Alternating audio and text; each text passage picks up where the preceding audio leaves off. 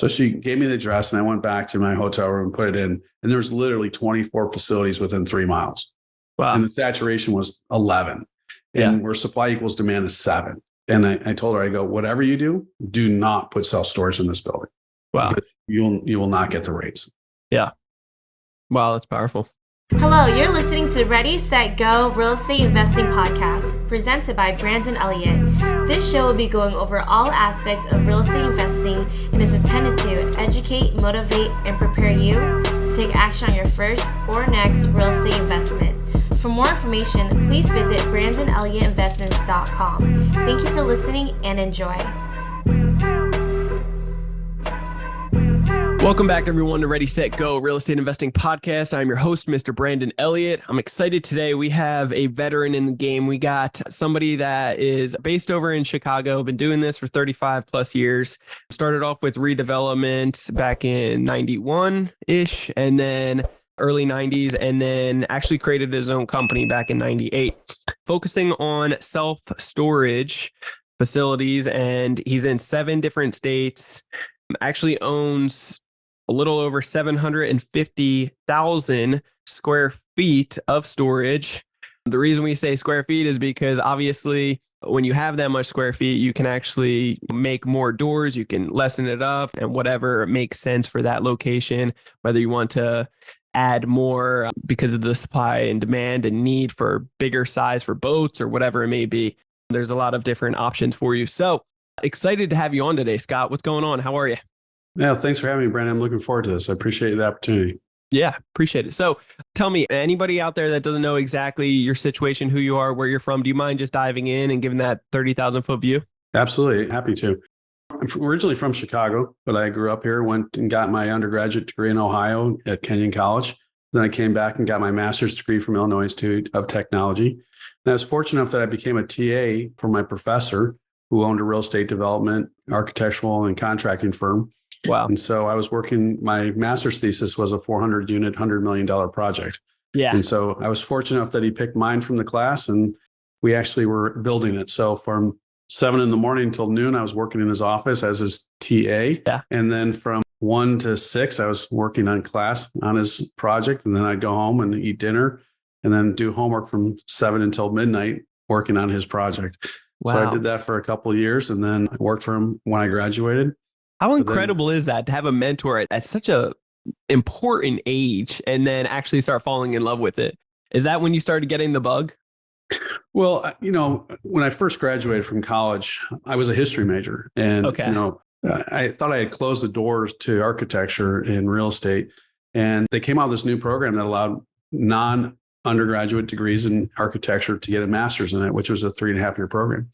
Wow. But I started a month after I graduated from college. So I literally had a month off and then dove into it. And the first 3 months was like a trial basis. That was the half a year to get into the 3.5-year program to make sure that you were really wanting to do it. And, so I'd done architecture in high school and then we were doing it that summer and we were drafting from like 9 a.m. until 5 p.m, 5 days a week. And that's where you're like, okay, do I really want to do this for the rest of my life? And then that's when we also began talking about what are the different roles of the developer, the architect, the contractor, and where the real quote unquote power is in that relationship. And without a developer, you don't have the architect. Without the architect, you don't have a contractor, right? Yeah. And that's when we realized that, there was more to real estate than just being the architect. It was about being the developer. I love it.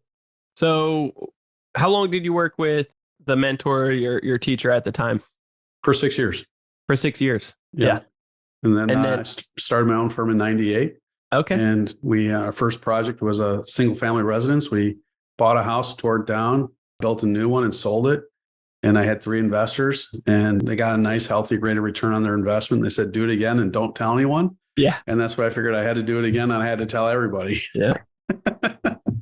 So many followed after that, I'm sure of it. Got back into multifamily. And then when the crash came, that's when I got into self-storage.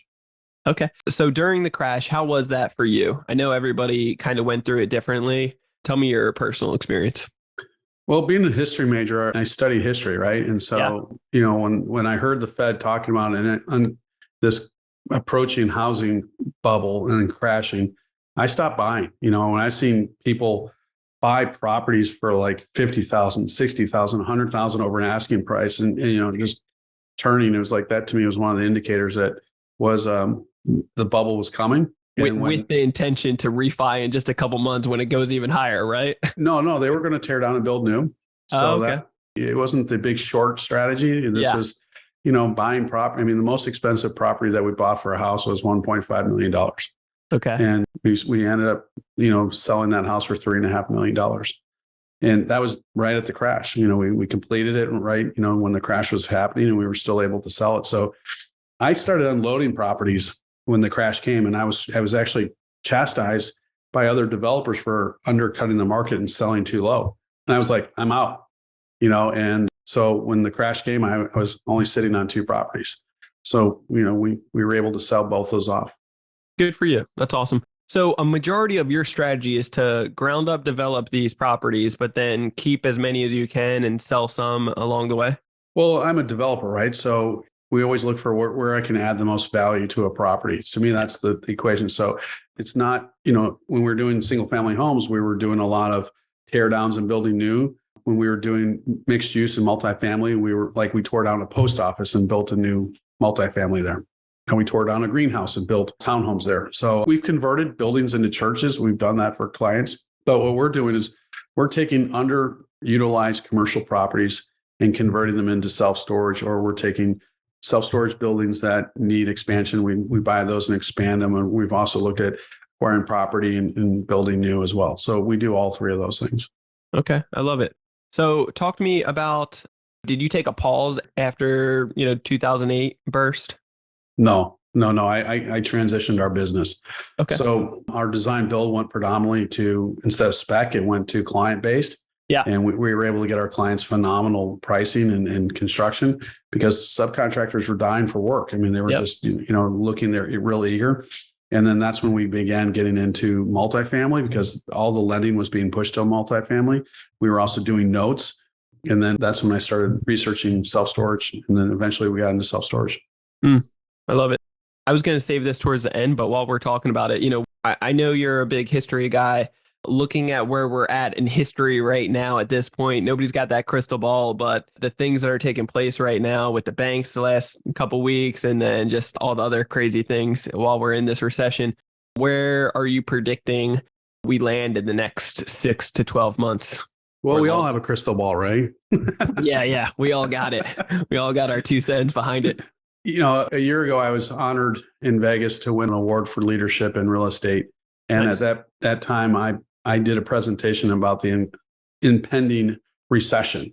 Sure. And I compared it to 1979. And I mean, I went back and looked at it and all the factors. I did 14 different categories of comparing, today to 1979. It was very similar. I think that that recession is very, if I asked you, what would you, were you even born in 1979? No, I was a 90s baby. 90.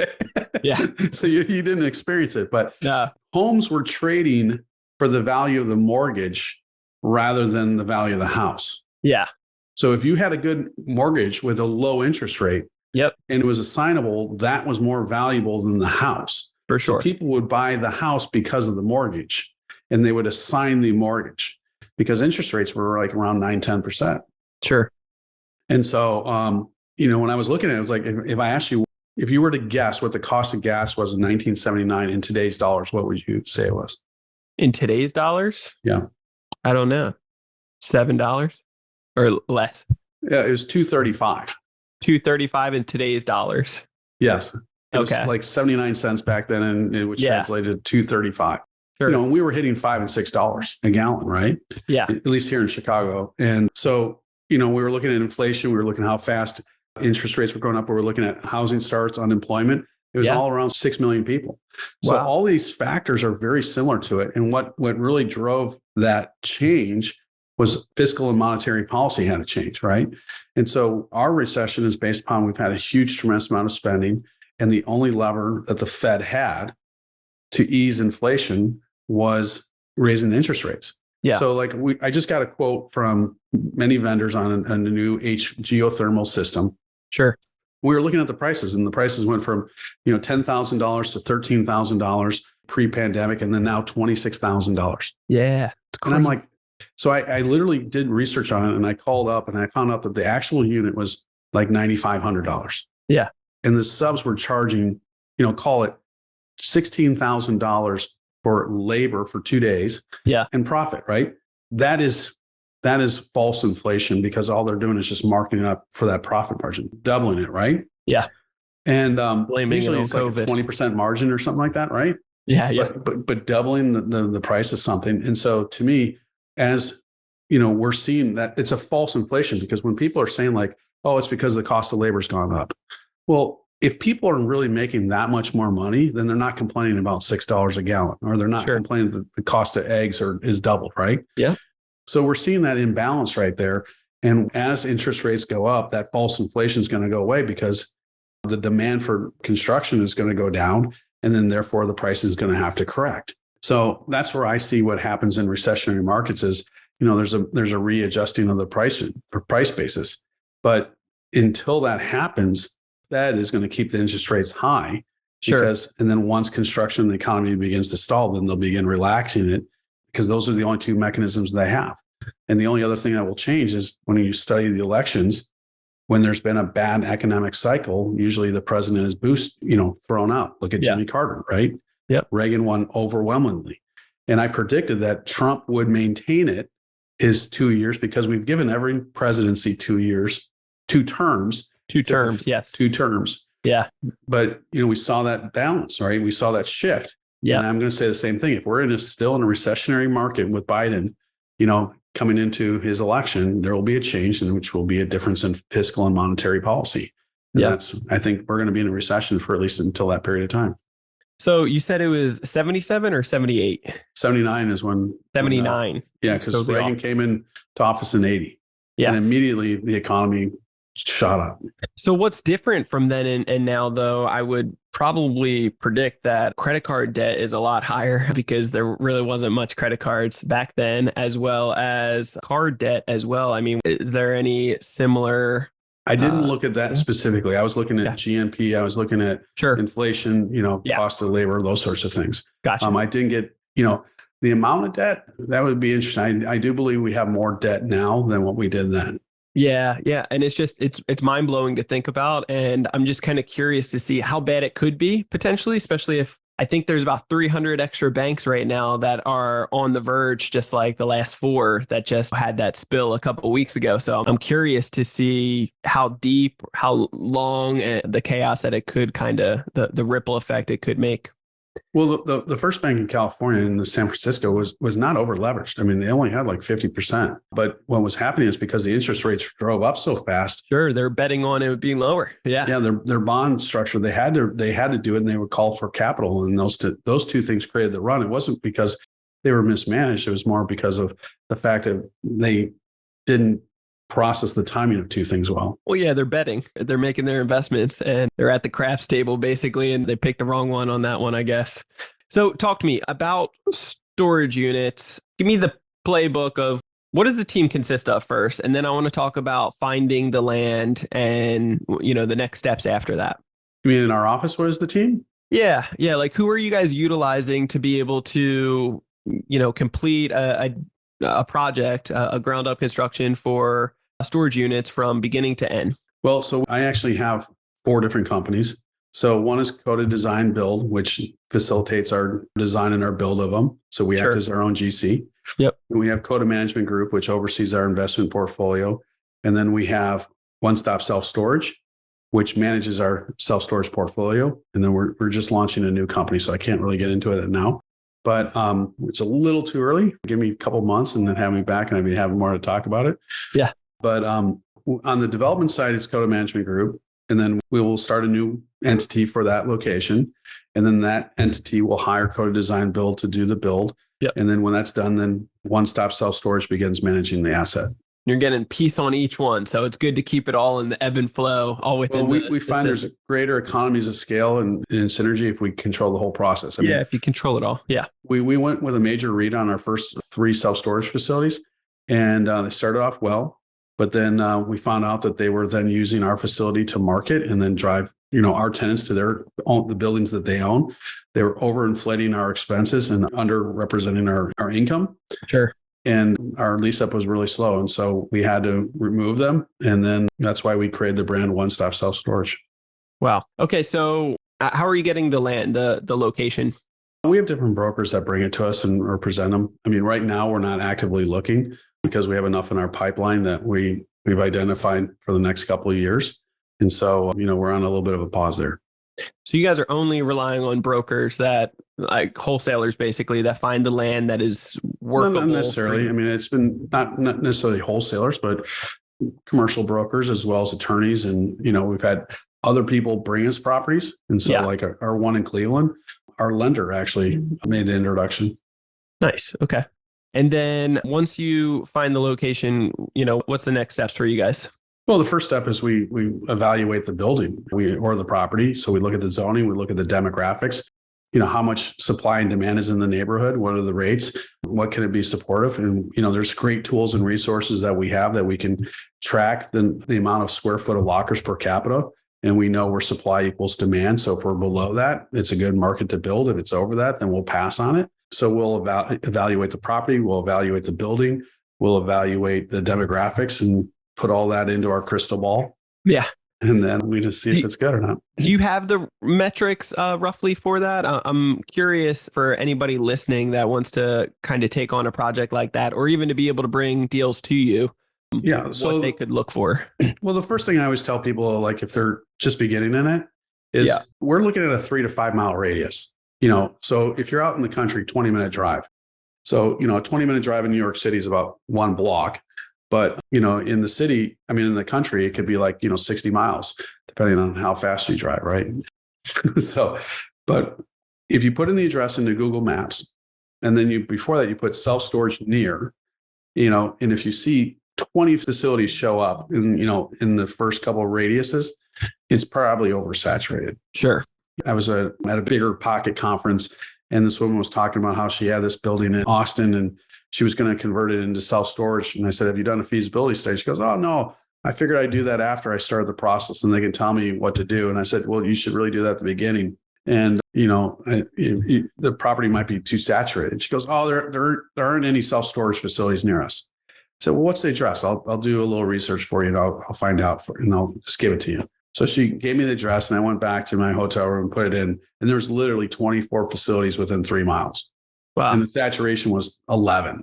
And where supply equals demand is 7. And I told her, I go, whatever you do not put self-storage in this building.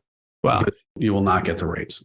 Yeah. Wow. That's powerful. So what does the permit process typically take to be able to, I know each state's different, but from my understanding, it can take quite a bit longer than, the average thing that you might be trying to build. It could be 6 to 12 month on the low end. I wouldn't say that. If it's zoned for storage, then it's just a matter of, preparing the plans and getting it in. Typically that's, in the permit application process, like 30 to 45 days.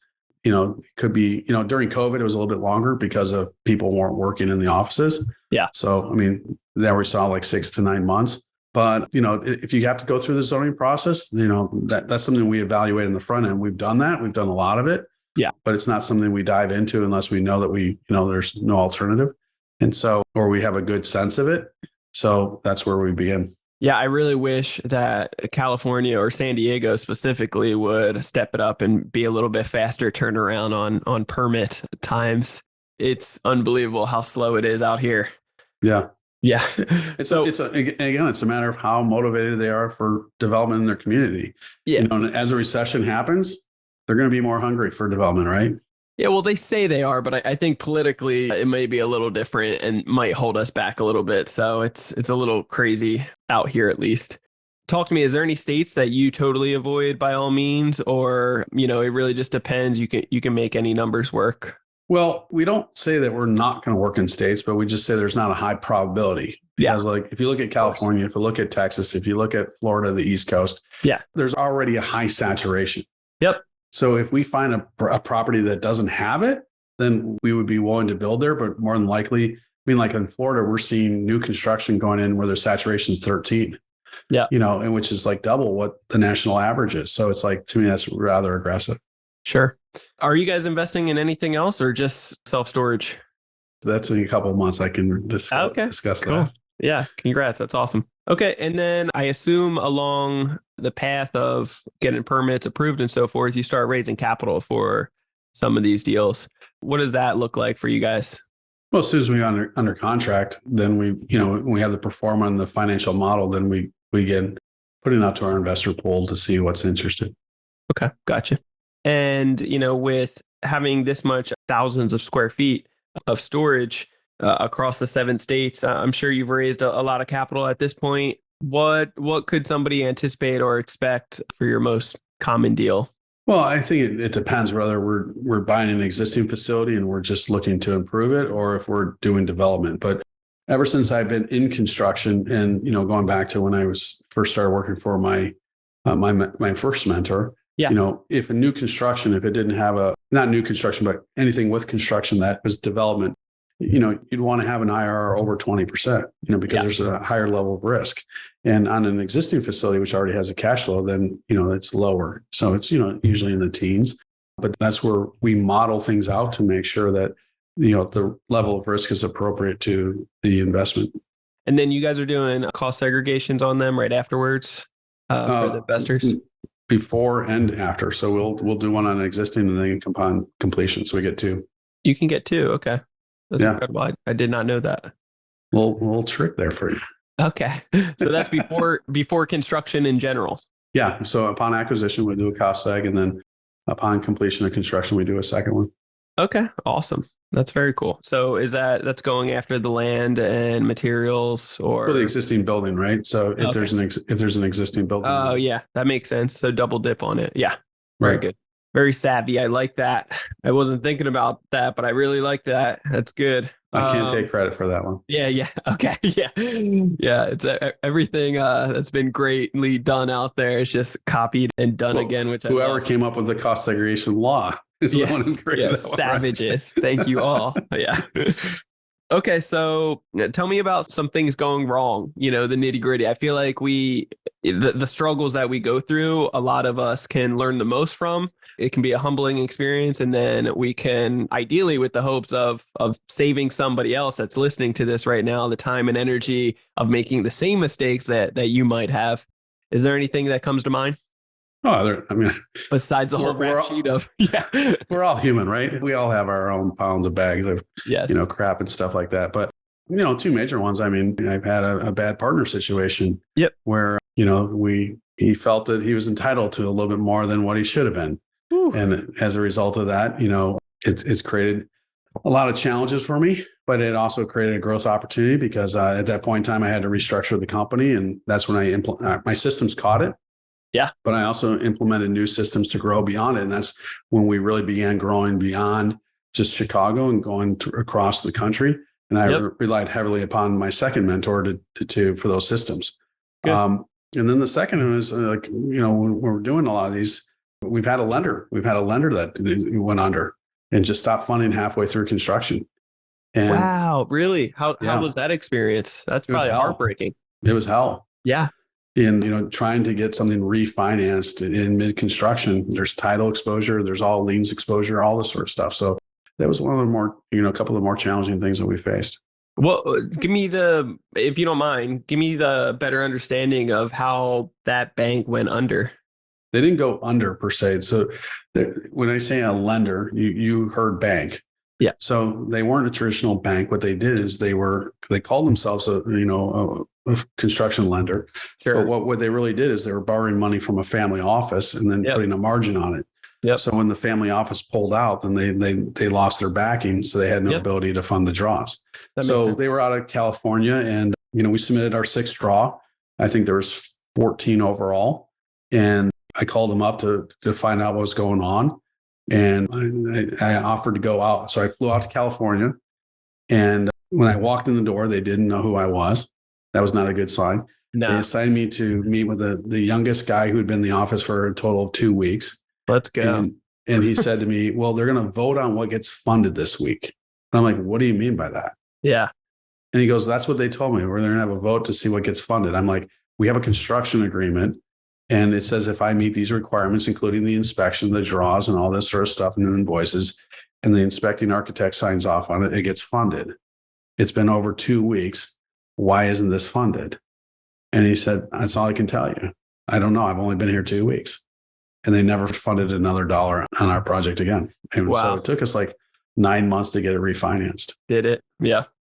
Did you have to find other resources of like private funding or something that to be Fortunately, able to we found a regional bank that helped us out. Wow. Okay, good. So you were able to complete the project and then be able to complete the refi after?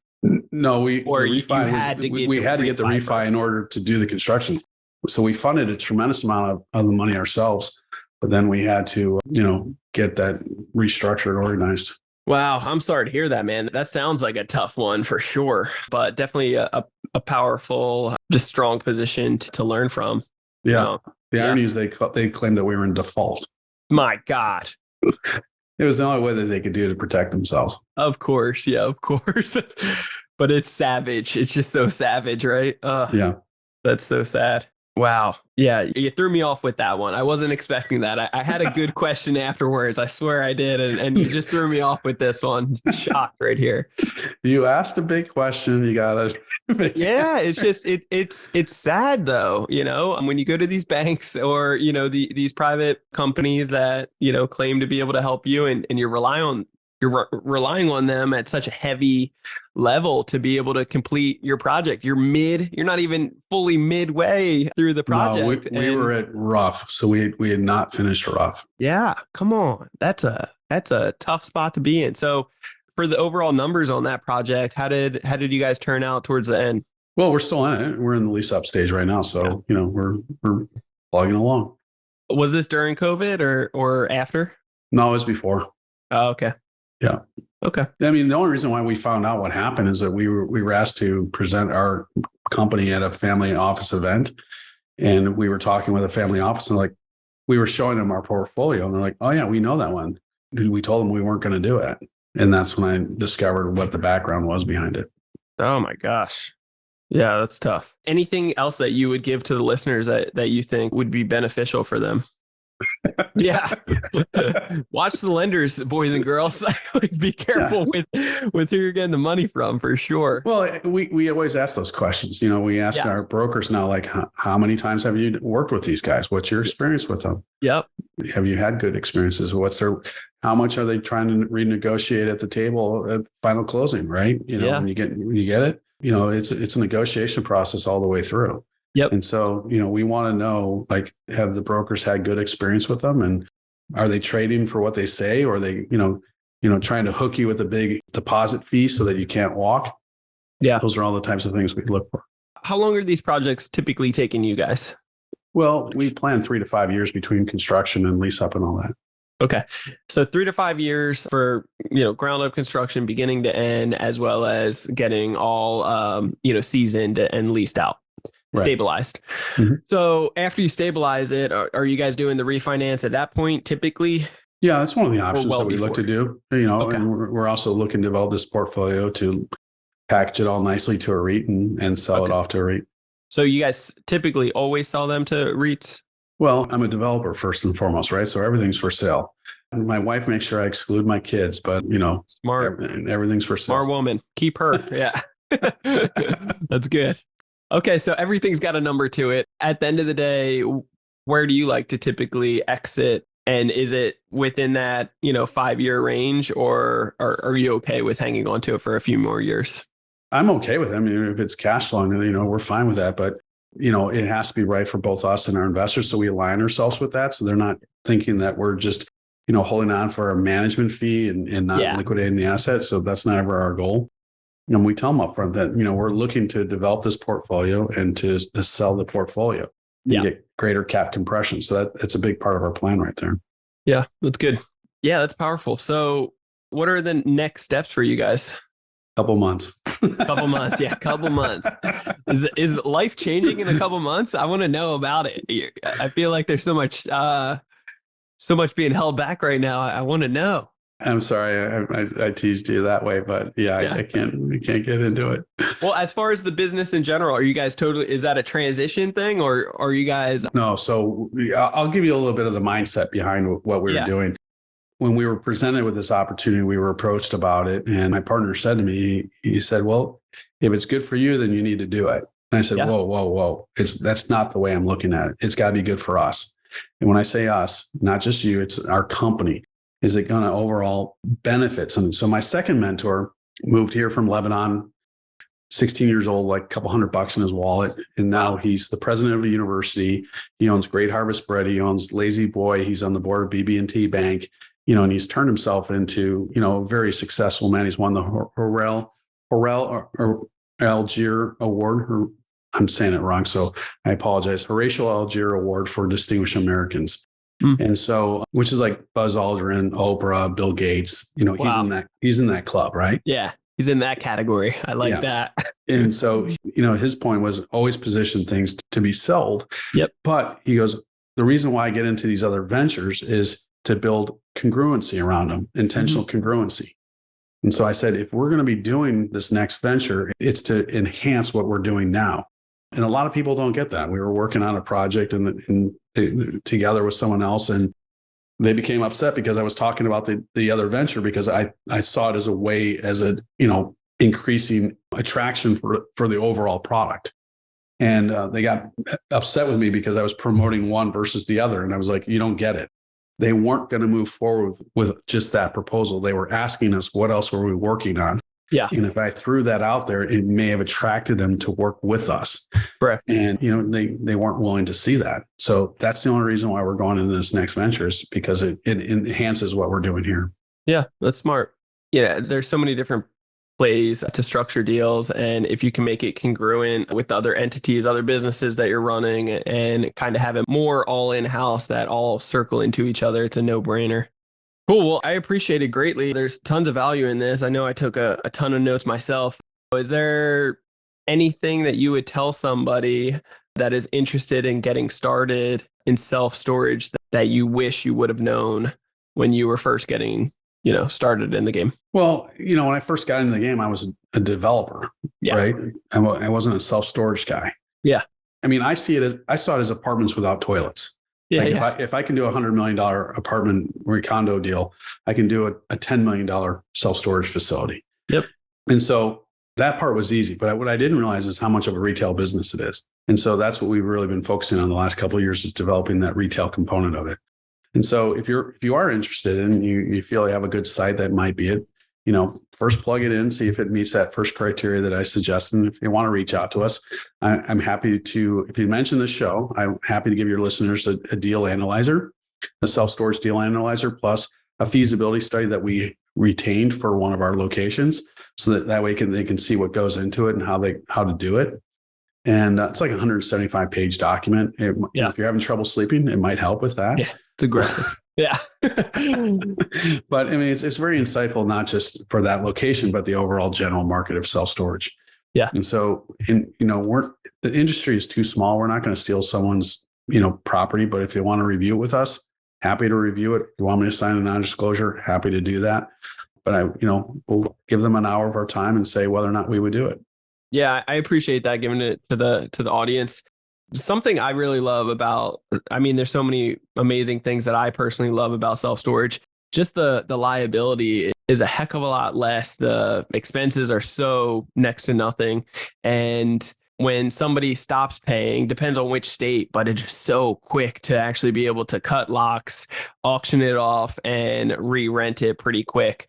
Alongside with, you can constantly, every so often, every few months or so, constantly just keep on raising rents until you find that, that 94, 96% occupancy range, right? And so it's pretty incredible to start seeing what somebody else would really be comfortable with. And overall, people get very lazy. You set it and forget it to a certain degree. You put it on auto pay and then you forget about it, right? And the efforts and energy to actually go, you can see the monthly bill of $130, $150 per month, and you're like, God, I don't want to pay that, but at the same time, I don't want to go deal with the headache of removing that and finding somewhere else for it. So people just get comfortable with it. So it's pretty incredible, the upside of all the benefits of what you could do. And in a recession, I just truly believe that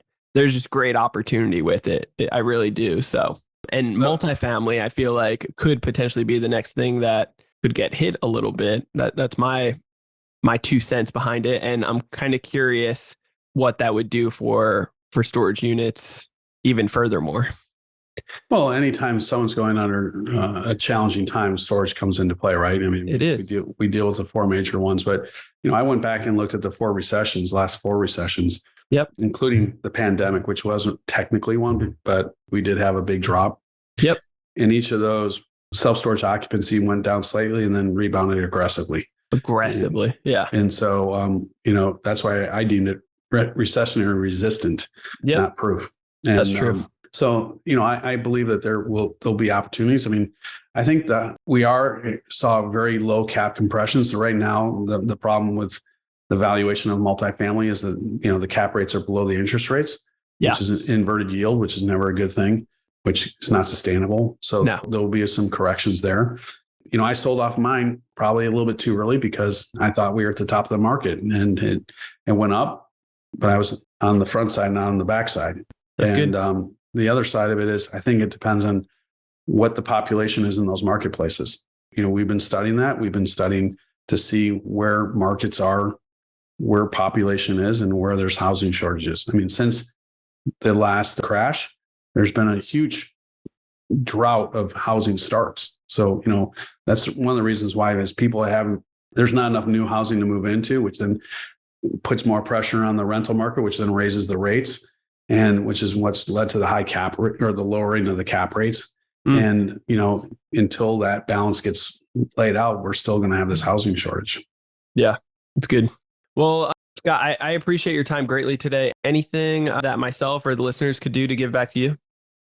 Just if they want to reach out and they want to see, what they have, we're happy to help them. So, cool. They can reach us at info@CODAMG, that's marygeorge.com, info@CODAMG.com. Awesome. Appreciate you. You guys heard it first here. Make sure you reach out to Scott. Got an incredible wealth of knowledge and been doing it for 35 plus years. So definitely reach out to him with any of your development or storage unit needs and questions. He'll definitely point you in the right direction. And also, if you want to get a hold of me, then you can do so on Instagram. It is Brandon Elliott Investments, otherwise facebook.com/Brandon Elliott Investor. And then if you're looking to get more education on credit, and if you are a business owner looking to get up to $500,000 every 6 months at 0% interest, then you can check out creditcounselelite.com. That's www.creditcounselelite.com, where we can teach you how to fix credit quickly, how to be able to boost up your score, get to the 800 club in 30 days or less, and then be able to do a mass apply, get 10 to 40 plus credit cards at once, travel hack and purchase properties with credit. We can teach you how to do so and do it in a successful fashion with financial literacy, literally flipping the script on the bank. So check out creditcounselelite.com. And as always, if you have not already, make sure that you hit the subscribe button to Ready, Set, Go Real Estate Investing Podcast. I don't know what you're waiting for. Do that right now. Hit that 5-star review. Love all the feedback and the reviews that have been coming in. You guys are amazing. So keep it up. Appreciate you guys greatly. Share this out. Sharing is caring. Tag somebody in this that needs to see it. And we will see you next Monday on the next episode. Till next time, guys. God bless. This has been another episode of Ready, Set, Go Real Estate Investing Podcast, brought to you by Brandon Elliott. For more information, please visit BrandonElliottInvestments.com. Also, please don't forget to like, share, and leave a comment below. Thanks again for joining. Until next time, God bless.